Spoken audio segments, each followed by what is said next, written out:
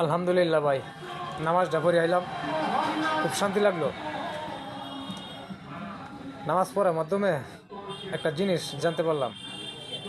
জিনিসটা হইল, জিনিসটা বিষয়ে পরে বলি, আগে বলি আপনার কথা।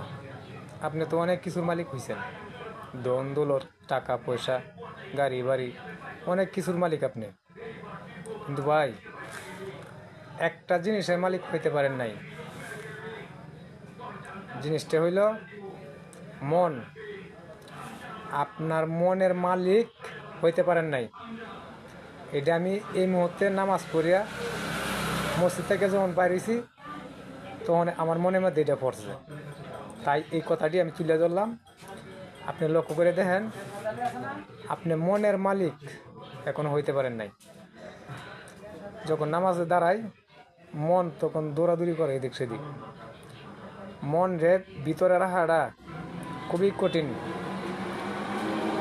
আপনি মনের মালিক যেমন তো না হইতে পারছেন, এই পর্যন্ত আপনার এবাদত বন্দেগী, আল্লাহর গোলামি, আমারটা আমি কই, পরিপূর্ণ হবে না।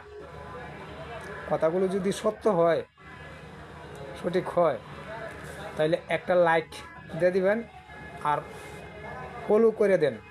একটা ফলো দিয়ে দেন। এরকম কথাবার্তা আরও বলার চেষ্টা করব। ধন্যবাদ আপনাকে।